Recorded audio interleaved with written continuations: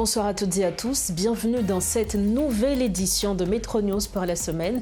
Voici les principaux faits qui ont dominé l'actualité de ce mardi. Le pacte national pour la stabilité et l'organisation des élections continue de susciter des réactions au sein de la classe politique.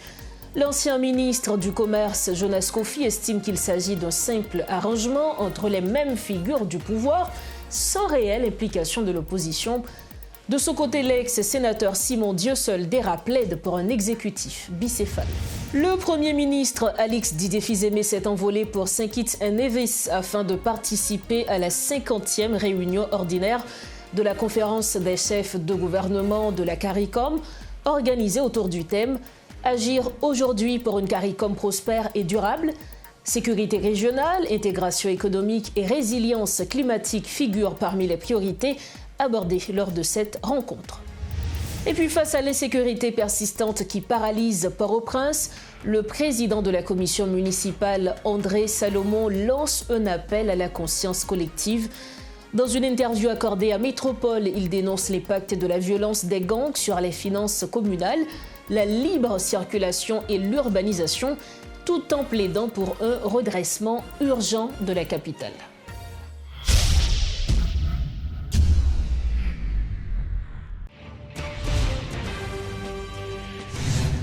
Bienvenue au développement des titres de l'actualité. On démarre ce journal en politique. Le pacte national pour la stabilité et l'organisation des élections n'est qu'un arrangement trouvé avec les mêmes personnalités qui sont au pouvoir. Aucune tête de l'opposition n'a été remarquée. De l'avis exprimé par l'ancien ministre du Commerce, Jonas Kofi. Pour sa part, l'ex-parlementaire Simon Dieusseul-Dera continue de plaider pour un exécutif bicéphale. Ce document paraphé ne va rien changer de la situation qui prévaut actuellement, estime l'ancien sénateur qui ne ménage pas ses propos à l'encontre du pouvoir en place. Entre l'opposition et le pouvoir, l'ancien sénateur Moïse Jean-Charles, de son côté, a toujours une tour dans sa manche. Après s'être désolidarisé avec le CPT, y compris son représentant, le numéro 1 de Petite Dessalines ne ménage pas ses propos contre le nouveau chef du gouvernement. Un reportage signé Rudolf Pierre-Louis. Plus de 72 heures après le pacte national pour la stabilité et l'organisation des élections, document paraphé entre le Premier ministre Alix Didier Fils-Aimé et les acteurs politiques, des voix s'élèvent déjà pour dénoncer son caractère. L'ancien ministre du Commerce, Jonas Kofi, y voit juste un arrangement sans avenir. Est-ce que nous ayons preuve côté Premier ministre Fils-Aimé d'inviter un chef de parti politique pour venir chita discuter avec eux avec porte ouverte? Tout ça qui fait yo, c'est des bagailles qui fait en bas table, c'est bagailles copé, bagailles coquées qui arrivent fait, pas gagner question accord, pas gagner question pacte de national qui fait sous question élection, son arrangement qui arrive fait de façon à ce que pour être capable de tête dans le pouvoir pour aller soucer ensemble avec l'équipe qu'il a. Tout le monde qui signe accord, il dit accord, Fils-Aimé, c'est des gens qui là dans le gouvernement Fils-Aimé déjà. L'ancien sénateur Simon Dieusseul-Dera, de son côté, continue de plaider pour un exécutif bicéphale. L'ex-parlementaire s'est prononcé sur la situation sociopolitique du pays en dressant un tableau sombre des récents événements qui se sont produits. Pas question de pacte national si l'on résume son point de vue. Dans la solidarité nous avec la gouvernance bicéphale, dans la solidarité nous avec la population qui a souffert, avec la classe moyenne qui est décapitalisée. Mais cependant, nous voulons clarifier pour tout le monde. Nous ne sommes pas un groupe radical. Nous sommes un groupe qui est là pour le dialogue, nous sommes un groupe qui est là pour le consensus, nous sommes un groupe qui est là pour la stabilité, pour la paix. Mais en même temps, nous ne pas voulons hypothéquer et l'honneur nous et la souveraineté nous. Entre acteurs de l'opposition et celui du pouvoir en place, l'ex-sénateur Moïse Jean-Charles a toujours un tour dans sa manche. Faisons un peu d'histoire. Opposant farouche de l'ex-président Jovenel Moïse, l'ancien premier ministre Ariel Henry et aussi Claude Joseph, il s'est fait représenter au CPT pour ensuite se désolidariser une semaine avant la fin de leur mandat Aujourd'hui, il se tient face au Premier ministre Alex Didier Fils-Aimé. Que faut-il comprendre de Moïse Jean-Charles? En tout cas, nous sermentons cette fois, nous ne pas quitter le pays, nous imaginons, yon si on contrat en bataille, en catimini avec Didier, le Premier ministre évoqué. Pas que personne qui j'aimerais pas que ça. Est-ce que nous acceptons? Nous ne pouvons pas accepter, on va comme ça. Haïtiens, mettez femmes sur nous, mettez garçons sur nous, nous dans la misère c'est vrai, nous dans la trahi c'est vrai. Mais nous ne pouvons pas arrêter pour accepter ça fait nous la aujourd'hui. Que nous tous mourir debout ou bien nous mourir à genoux. Maldition pour tout le monde qui a joué Didier. Des acteurs politiques se dressent d'ores et déjà en face du chef du gouvernement malgré sa tentative de trouver une issue politique devant aboutir à la stabilité et l'organisation des élections.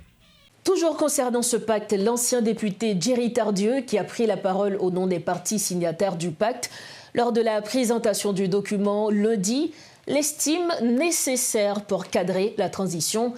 Invité ce mardi à la rubrique Le Point, il a affirmé qu'il fallait trouver un accord politique autour d'une table afin de restaurer la sécurité dans le pays et de le diriger vers des élections. Écoutons les précisions de Jerry Tardieu. Le pacte national a insisté sur un bagage important. C'est qu'avec les partenaires internationaux, il faut gagner des discussions pour qu'on ait une bonne coordination entre forces suppression gang avec force sécurité nationale, PNH, avec l'armée d'Haïti. Pour qui ça? Parce qu'on met viril Jean-Vlé Wendel Théodore. Pour tout Haïtien aujourd'hui à la ronde badé, un grand objectif, une grande priorité, c'est rétablir la sécurité. Et nous ne pouvons jamais suspendre ça. Et le gouvernement, ça, nous pouvons juger le tout, la capacité pour rétablir la sécurité. Nous avons des débats à faire, nous avons la police à lever pied, nous avons des avancées. Et nous-mêmes, nous ne pouvons pas casser ça. Nous devons continuer à encourager pour continuer à récupérer les territoires perdus, pour sécuriser le pays, pas seulement pour aller dans l'élection Wendel Théodore. Pour nous ouvrir route sud, route nord, pour nous ouvrir l'aéroport international Port-au-Prince. Pour nous revivre, pour Haïti revivre, pour le pays à jouer nos souffle. Donc tout ça, c'est des dispositions qui sont dans le pacte national là, et qui ont même intéressé nous, qui encouragent nous pour nous porter si à nous en bas, parce que ça, c'est eux même qui ont aidé nous réussir la transition. Comme annoncé en titre, le Premier ministre Alex Didier Fils-Aimé s'est rendu à St. Kitts and Nevis ce mardi pour participer à la 50e réunion ordinaire de la conférence des chefs de gouvernement de la CARICOM, placée sous le thème « Agir aujourd'hui pour une CARICOM prospère et durable ». Accompagné d'une délégation restreinte, il prendra part aux discussions sur la sécurité régionale, l'intégration économique et la résilience climatique. En marge de la conférence, le chef du gouvernement rencontra plusieurs dirigeants caribéens ainsi que le secrétaire d'État américain Marco Rubio afin de renforcer les liens de coopération et de solidarité. Son retour en Haïti est prévu pour le 26 février 2026. Autre dossier face à l'insécurité galopante qui paralyse la commune de Port-au-Prince depuis plusieurs années. Le nouveau président de la commission municipale, André Salomon, a lancé un appel à la conscience collective.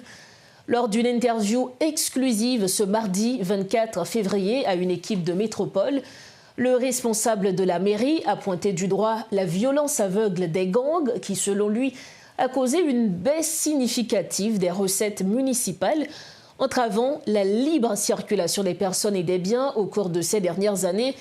Le maire par intérim André Salomon dénonce également une détérioration continue des conditions de vie ainsi que de l'urbanisation et plaide pour le redressement de la commune. Un compte-rendu signé Garbijan. La ville de Port-au-Prince n'est plus que l'ombre d'elle-même et ce n'est pas nouveau. Les gangs y ont ravagé des quartiers entiers, mettant toutes les infrastructures à sac.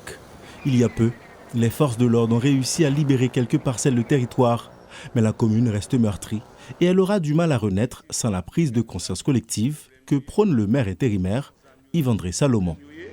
Il est question d'une conscience nationale. Depuis que il y a des consciences nationales, problème insécurité n'est pas prêt pour le résoudre. Parce que nous trouvons nous l'on cafou journée aujourd'hui là, nous pas qu'à accès pour nous dire c'est Jacques, c'est Pierre. nous arrivons dans Carrefour, il faut dire c'est fort nous tous qui permettent commune de trouver la situation qu'il y a aujourd'hui. Le problème est en partie dû à une crise sociale, assure le maire. Il enjoint la population de sa commune à faire preuve d'une meilleure cohésion face à l'adversité. En ce qui a trait aux problèmes structurels dont la dégradation de l'urbanisation et la détérioration de la crise sécuritaire, Yves-André Salomon dit avoir plusieurs projets en vue, dont un plan de redressement humanitaire. Son but est sur le long terme, assure le magistrat. Dès le premier jour que moi-même, moi prends charge comme président commission communale de Port-au-Prince, moi suis entré en pourparler avec des secteurs pour me faire former des groupes WhatsApp pour nous poser problème ensemble. Parce que ce n'est pas moi qui viens avec une baguette magique qui dit que nous allons porter des solutions le plus rapide que possible. C'est ça que fait nous le devoir, nous venons avec un plan d'action municipal et de redressement humanitaire durable. C'est-à-dire que ça n'a privé toute couche sociale pour nous toucher. Si ces derniers jours, la plupart des municipalités délogent les commerçants des trottoirs, le maire André Salomon ne se montre pas pressé d'entamer un tel chantier, dans un contexte où les petits commerçants ont fait l'objet d'une persécution systématique de la part des gangs. Ce travail de proximité à la fin faire le plus rapide que possible pour nous connaître qui côté qui a urgence.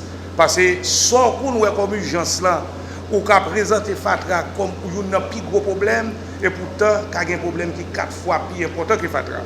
La question de trottoir, que où est toute notre mairie à prendre des dispositions, les gens qui sont sur le trottoir ne pas venir pour compte.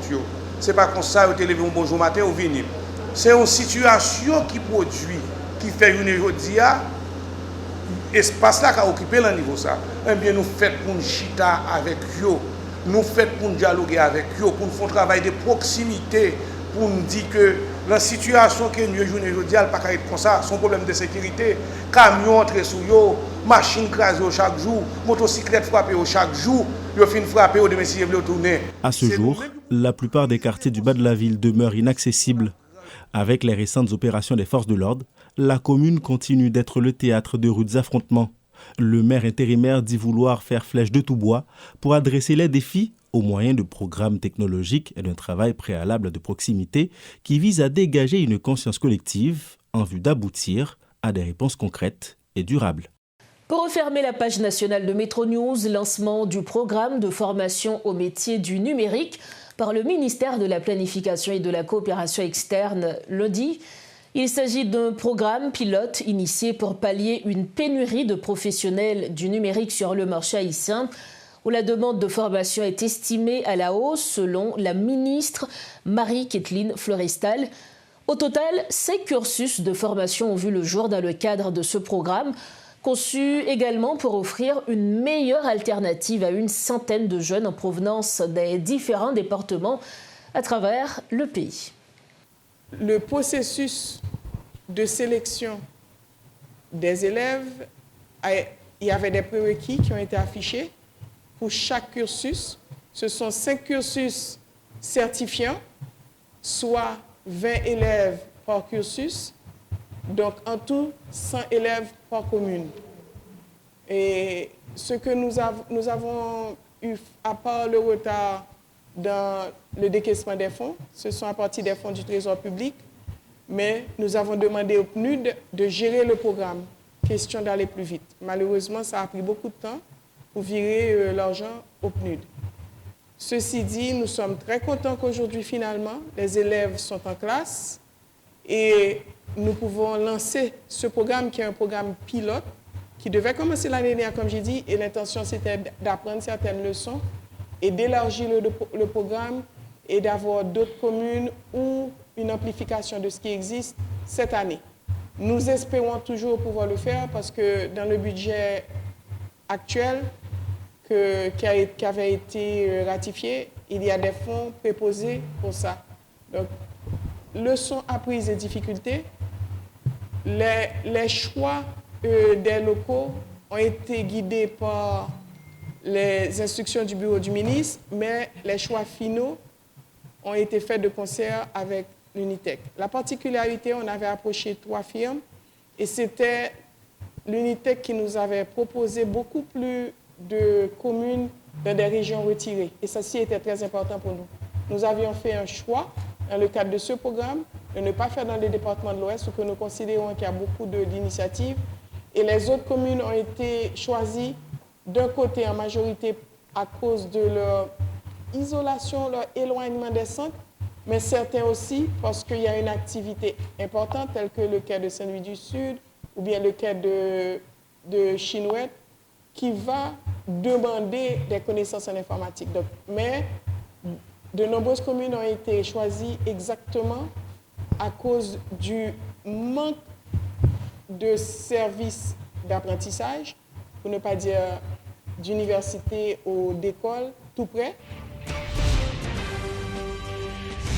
Nous arrivons au terme de cette édition de Métro News. Le rappel des principaux titres à la une de ce mardi. Le pacte national pour la stabilité et l'organisation des élections continue de susciter des réactions au sein de la classe politique. L'ancien ministre du Commerce, Jonas Kofi, estime qu'il s'agit d'un simple arrangement entre les mêmes figures du pouvoir, sans réelle implication de l'opposition. De son côté, l'ex-sénateur Simon Dieusseul-Dera plaide pour un exécutif bicéphale. Le Premier ministre Alex Didier Fils-Aimé s'est envolé pour Saint-Kitts-Nevis afin de participer à la 50e réunion ordinaire de la conférence des chefs de gouvernement de la CARICOM, organisée autour du thème « Agir aujourd'hui pour une CARICOM prospère et durable ». Sécurité régionale, intégration économique et résilience climatique figurent parmi les priorités abordées lors de cette conférence. Et puis face à l'insécurité persistante qui paralyse Port-au-Prince, le président de la commission municipale, André Salomon, lance un appel à la conscience collective. Dans une entrevue accordée à Métropole, il dénonce l'impact de la violence des gangs sur les finances communales, la libre circulation et l'urbanisation, tout en plaidant pour un redressement urgent de la capitale. Et voilà ce qui referme cette édition de Métro News. Merci de votre confiance. On se retrouve demain soir, toujours sur Télémétropole. Bonsoir.